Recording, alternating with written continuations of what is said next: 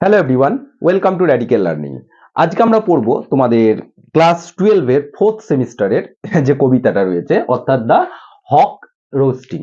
হক roasting মানে কি? হক কথাটা মানে হচ্ছে বাজ পাখি, তাই তো। রোস্টিং মানে হচ্ছে মানে আরাম করছে, তাই তো। এখানে হক রোস্টিং কে লিখেছেন? Ted huge. টেড হিউজ সম্পর্কে আমরা আগেও পড়েছি, এবং যার মানে পুরো নাম যদি বলা যায় তাহলে এডওয়ার্ড জেমস হিউজ। এই টেড হিউজ তিনি জন্মগ্রহণ করেছিলেন 1930 সালে এবং তিনি মারা যান 1998 সালে। এই টেড হিউজ একাধারে ছিলেন ইংরাজি কবি এবং অনুবাদক, অর্থাৎ ইংরেজ কবি, অনুবাদক, এবং তার সাথে সাথে তিনি ছিলেন একজন তোমার শিশু সাহিত্যিকও। তিনি কিছু আমরা বিশেষ কিছু এনার সম্পর্কে আমাদের জানার দরকার নাই, যেটুকু দরকার সেটুকু আমরা জানবো। তবু আমরা জেনে রাখবো যে তার কিছু বিখ্যাত যে কিছু যে লেখা, সেগুলোর মধ্যে হচ্ছে তোমার the hawk in the rain এবং দ্য বার্থডে লেটার্স এবং দ্য লুপারকেল এবং the iron man.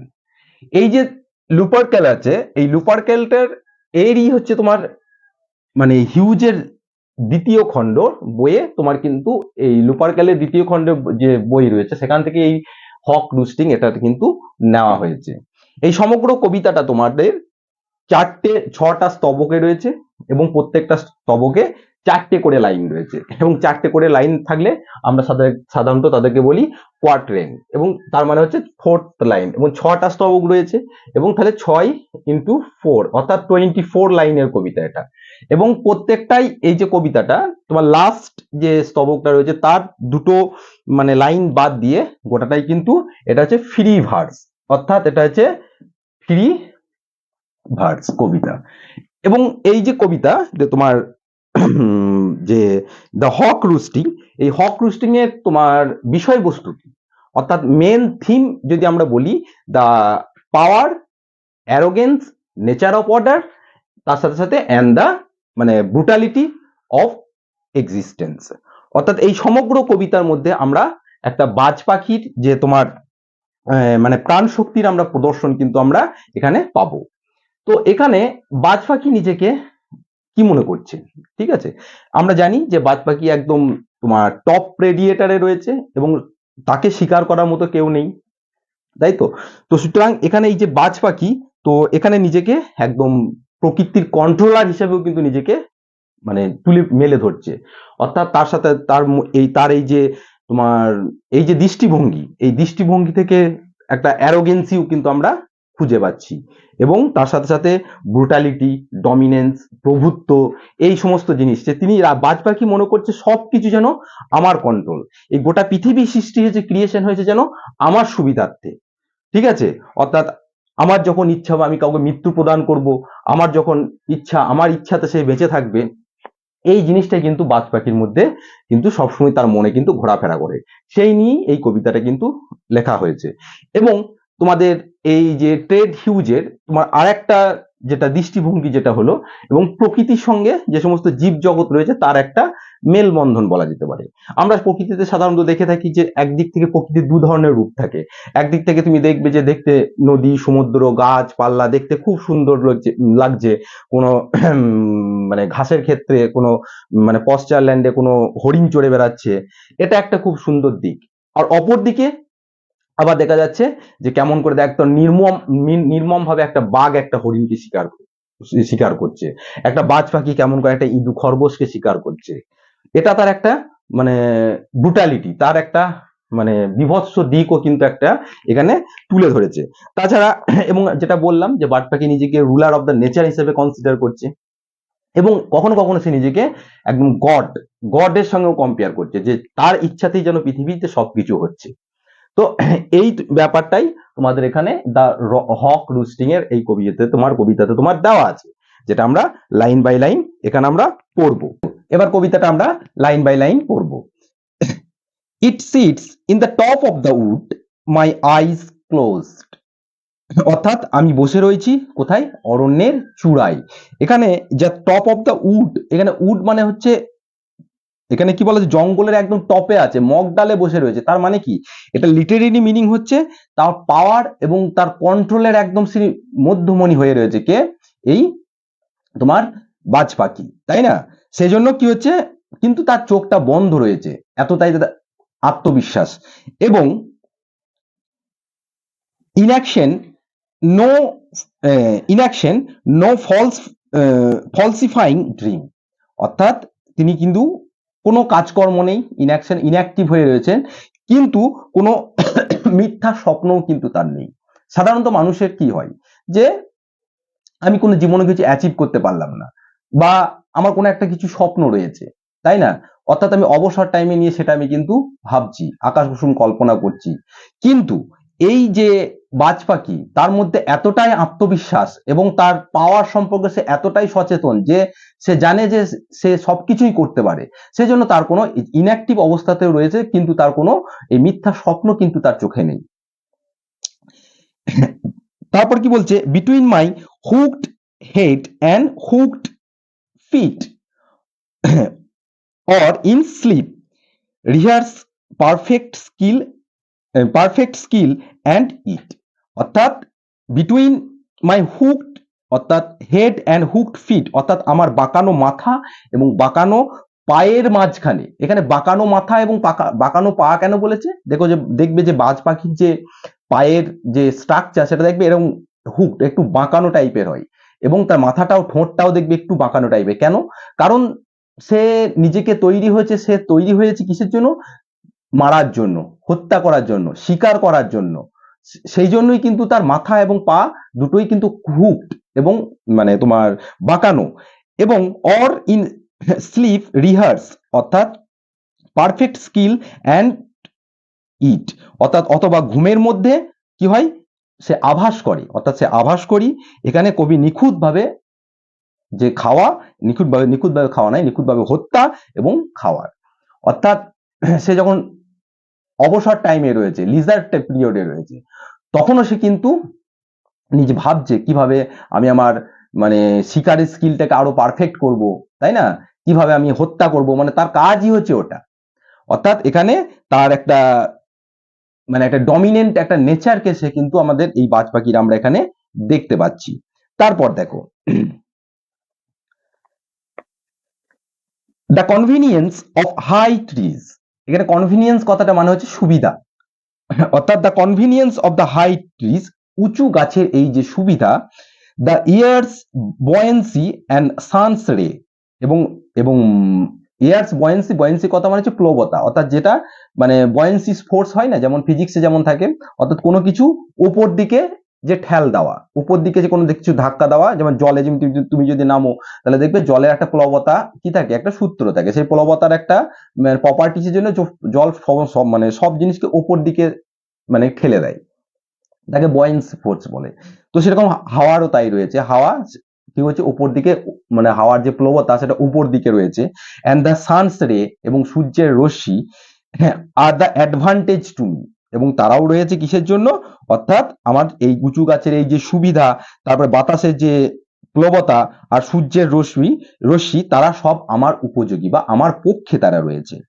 And earth space upward for my inspection, দেখো এখানে কিন্তু একটা নিজের একটা অহমিকা কিন্তু প্রকাশ পাচ্ছে, এবং কি করছে, আর্থ স্পেস, এই যে পৃথিবীর যে মুখ সেটা কি রয়েছে, সে আপওয়ার্ড উপর দিকে তুলে রয়েছে, কিসের জন্য, আমার ইন্সপেকশনের জন্য, অর্থাৎ আমার সুবিধা যেন, সে যেন আমাকেই যেন অবলোকন করছে, আমাকেই যেন সে কি করছে, পৃথিবীর মুখ আমার দিকে রয়েছে আমারকেই পরিদর্শনের জন্য। দেখো তার মানে এখানে কি, এই স্ট্যান্ডাতে আমরা বাজ পাখির একটা কি করছে, সে যেন একটা নিজেকে একটা গড লাইক ফিগার মনে করছে, ঠিক আছে, যে সবাই যেন তাকে পরিদর্শন করছে, তাকে যেন লক্ষ্য করে যেন সবকিছু গড়ে উঠেছে, তাই না? ইভেন পৃথিবীও কি যেন তাকে মানে পৃথিবীও যেন তাকে দেখে এগিয়ে যাচ্ছে, এবং তার সুবিধার্থে কি হচ্ছে, বায়ু কি করছে, তার প্লবতা অর্থাৎ উপরের দিকে তার যেন উঠতে সুবিধা হয়, তার জন্য সে উপর দিকে বায়ু কি করে চাপ দিচ্ছে, এবং পিছন দিকে সূর্য রয়েছে যাতে সে সমস্ত তার চারিদিকে কি রয়েছে, নিচে দিকে কোন শিকার রয়েছে না রয়েছে সে সেই জিনিসটাকে দেখতে পারে, সূর্যের ছটা রয়েছে, সেই জন্য এটা কি বলেছে কি, যে সেই জন্য পৃথিবী মনে হচ্ছে তার পক্ষে রয়েছে, তার অ্যাডভান্টেজ, তার কনভিনিয়েন্সের জন্য সে পৃথিবী কাজ করছে যেন। তারপর দেখো, my feet are locked upon the rough bark, এখানে দেখো মাই ফিট অর্থাৎ আমার পাটা লকড হয়ে আছে, অর্থাৎ আটকে রয়েছে কোথায়, ইন দা রাফ, রুক্ষ একটা গাছের ডালে। এখানে লকড হয়ে আছে মানে কি, এখানে লকড হয়ে আছে মানে এটাও বলা যায় যে সে সে যে ডিসিশন নিয়েছে সেই ডিসিশনে কিন্তু সে কিন্তু একদম দৃঢ় প্রতিজ্ঞ, সেখান থেকে কেউ আর টলাতে পারবে না। কেন? It's took the whole creation, অর্থাৎ এই যে মানে ইয়েটা, এই যে it's looks the whole creation, অর্থাৎ সমগ্র সৃষ্টি লেগেছে। ক্রিয়েশন মানে দেখো এখানে ক্রিয়েশন মানে হচ্ছে তোমার এখানে ক্যাপিটাল লেটার দেওয়া রয়েছে, অর্থাৎ ক্রিয়েশন মানে কি বলেছে, দা এখানে জানো সমগ্র এন্টায়ার ইউনিভার্স তার ক্রিয়েশনের জন্য যেন বদ্ধপরিকর হয়েছিল। তারা সমগ্র এন্টায়ার ইউনিভার্স এই পাখির পাটাকেই যেন ক্রিয়েট করেছে, ঠিক আছে, তার ক্রিয়েশন করেছে গডের মতো। কিসের জন্য? টু প্রডিউস মাই ফিট, আমার পা তৈরি করতে, অ্যান্ড মাই ফেদার্স, আমার পাখাগুলো তৈরি করতে। নাও, কিন্তু এখন, I hold creation in my foot, অর্থাৎ এখন আমার যে সমগ্র ক্রিয়েশনটা সে আমি আমার পায়ের তলায় রেখেছি, মানে সবকিছু আমার কন্ট্রোলে রয়েছে। অর্থাৎ এখানেও দেখো এই স্ট্যান্ডাতে বাজ পাখি কিন্তু নিজেকে একজন মানে একজন ভগবানের স্থানে নিজেকে বসাচ্ছে, ঠিক আছে। আমরা বলি না যে সমস্ত কিছু মানে ভগবানের কন্ট্রোলে রয়েছে, সমস্ত কিছু তার ইচ্ছাতে হচ্ছে, ঠিক সেরকম তার ক্রিয়েশন, গোটা ইউনিভার্স তার পা এবং তার ফেদার্স এর ক্রিয়েশন করেছে, এবং সেই পাই কিন্তু এখন কি রয়েছে, সমগ্র ইউনিভার্সই এখন তার কন্ট্রোলে রয়েছে, সমগ্র পৃথিবী এখন তার পায়ের তলায় রয়েছে। তারপর কি বলছে, অর ফ্লাই আপ, আরো উপরে উঠে যায়, অ্যান্ড রিভলভ ইট স্লোলি, এবং আস্তে আস্তে ঘুরপাক খায়। আই কিল, আমি হত্যা করি, where I please, because it is all mine, অর্থাৎ আমি মানে উপরে উঠে যাই এবং এবং সবাইকে আমি হত্যা করি, অর্থাৎ আমি যেখানে খুশি হত্যা করি, কারণ সবই হচ্ছে আমার, তাই না। এখানে কিল মানে কি, এখানে কিল মানে হচ্ছে তোমার এখানে দেখো তার একটা ফ্রিডম টু স্কিল বলা যায়, অর্থাৎ হককে যে মারতে, কাউকে হত্যা করছে, কোনো প্রাণীকে শিকার করছে, তার জন্য কাউকে সে কি করতে পারে না, কাউকে মানে কৈফিয়ত দিতে সে বাধ্য নয়। ঠিক যেমন একটা অটোক্রেটিক একটা রুলারের মতো, ঠিক আছে, রাজা যেমন কি মনে করতো আগেকার দিনে, যা কিছু বলতো, যা কিছু মানে মনে করতো সেটাই তার আইন হয়ে যেত, সে কাউকে মানে সেই কৃতকর্মের জন্য কাউকে কৈফিয়ত দেওয়ার জন্য সে রাজি ছিল না। এখানেও ঠিক একটা অটোক্রেটিকের রুলারের মতো কিন্তু বাজ পাখি নিজেকে তুলে ধরছে, সেজন্য বলছে আমি হত্যা করব, এখন আমার যাকে ইচ্ছা করবে তাকে আমি হত্যা করব, এবং সমস্ত কিছু আমার ইচ্ছাতেই তারা বেঁচে থাকবে, ঠিক আছে।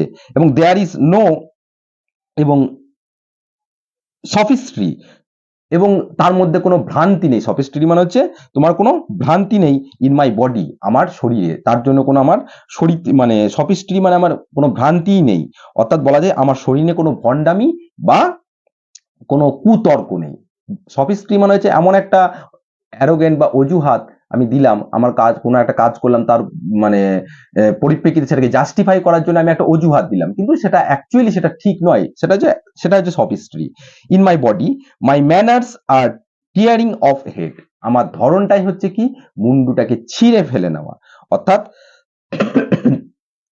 এখানে এটার মাধ্যমে কি বলতে চাইছে, অর্থাৎ এই যে বাজ পাখি যে রয়েছে এবং তার যে ফিজিক্যাল স্ট্রাকচার, তার যে এখানে কোনো রাগ ঢাক নেই, ঠিক আছে, কারণ আমার আমি তৈরি হয়েছি হত্যা করতে, ঠিক আছে, এবং তার জন্য আমার কোনো অজুহাত কিন্তু কাউকে দেওয়ার প্রয়োজন নেই, এবং আমার ধরনই হচ্ছে কি, কারণ টিয়ারিং হেডস অফ, কারণ কারণ মাথা থেকে বা মুন্ডুকে ছিন্ন ভিন্ন করে দেওয়াই কিন্তু আমার আমার এটা ধরন, তার জন্য আমার কাউকে অজুহাত দেওয়ার দরকার নেই যে আমি কেন মারলাম, কি কারণ, কারণ এটাই আমার ধরন।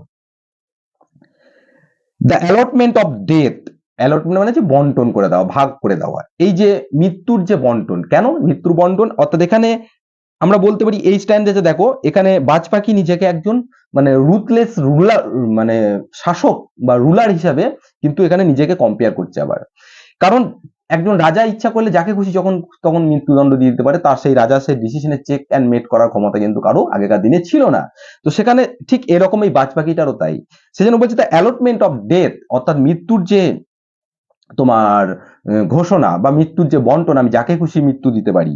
For the one path of my flight is direct, অর্থাৎ for one path my for one path of my flight is direct মানে হচ্ছে কারণ আমার ওড়ার একমাত্র পথ বা সরাসরি পথ, সরাসরি পথ হচ্ছে কি কার মধ্যে দিয়ে? Through the bones of the living, অর্থাৎ জীবন্তদের হাড়ের মধ্যে দিয়ে। অর্থাৎ আমার বেঁচে থাকার মেন উদ্দেশ্য কি, যে আমি যে সমস্ত তাদের, আমি হচ্ছে টপ প্রেডিয়েটার, আমি কি করব, আমি শিকার করব এবং তাদেরকে হাড় ভেদ করে, অর্থাৎ তাদেরকে মৃত্যু দিয়ে আমি কিন্তু বেঁচে থাকবো। এবং no argument assert my right, অর্থাৎ কোনো যুক্তি আমার এই অধিকার দাবি করে না।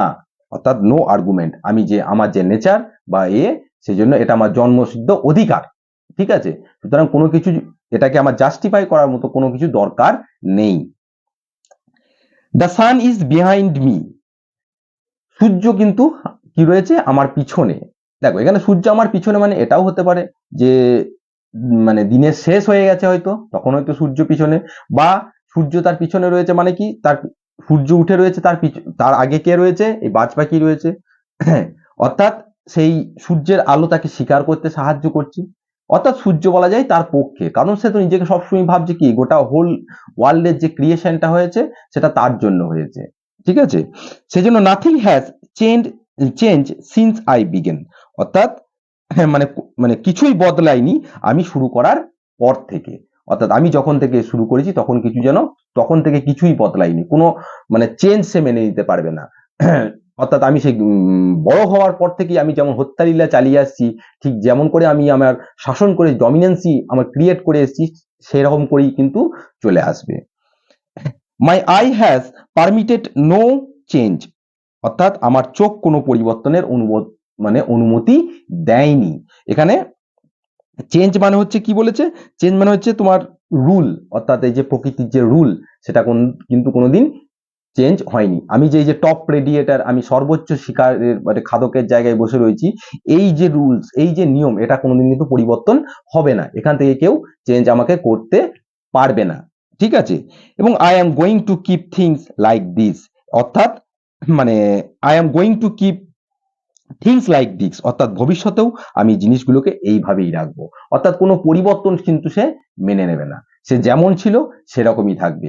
সে যে হত্যালীলা চালাচ্ছে তার জন্য কাউকে কিন্তু অজুহাত দেওয়ার দরকার নেই, কারণ তার জন্মটাই হয়েছে ঠিক এরকম ভাবে, কারণ রুল করতে তার জন্ম হয়েছে। অর্থাৎ সে কাউকে তার কৃতকর্মের জন্য কাউকে উত্তর দেওয়ার জন্য মানে উত্তর দিতে সে বাধ্য নয়, এটাই বলা যায়। দেখো এখানেই কিন্তু কবিতাটা আমাদের শেষ হয়েছে। অর্থাৎ এই যে হক অর্থাৎ বাজ পাখির মধ্যে দিয়ে আমাদের সমসাময়িক জীবনের কিন্তু অনেক জিনিসই কিন্তু এখানে প্রকাশ পাচ্ছে, যেখানে একনায়তন্ত্র অর্থাৎ অটোক্রেটিক সিস্টেমও প্রকাশ পাচ্ছে। তার সাথে সাথে বর্তমান যখন ডেমোক্রেসি এলো বর্তমান সমাজে, এখন আমাদের যে সমস্ত নেতা মন্ত্রীরা যে সমস্ত মানে সমাজে রেসপন্সিবল মানে পাওয়ারফুল জায়গায় রয়েছে, তারাও ঠিক নিজেদেরকে এই বাজ পাখির মতো নিজেদেরকে একদম মনে করে যে সমস্ত কিছু যেন তাদের কন্ট্রোলে, সবাইকে যেন তাদের মানে বানানো নিয়মে চলতে হবে, সবাইকে মানে সে যা খুশি তাই করতে পারে, তাদেরকে চেক অ্যান্ড মেট করার ক্ষমতা কিন্তু তার কারো এই বর্তমান সমাজে নেই। এটা অনেকটা আমাদের মানে যে অ্যাডমিনিস্ট্রেটর রাজনৈতিক যে সমস্ত ব্যক্তিত্ব তাদের সঙ্গেও কিন্তু আমরা বর্তমান সমাজের প্রেক্ষাপটে এই বাজ পাখির যে কবিতাটি যে আমরা পড়লাম তার একটা সাদৃশ্য কিন্তু আমরা খুঁজে পাচ্ছি।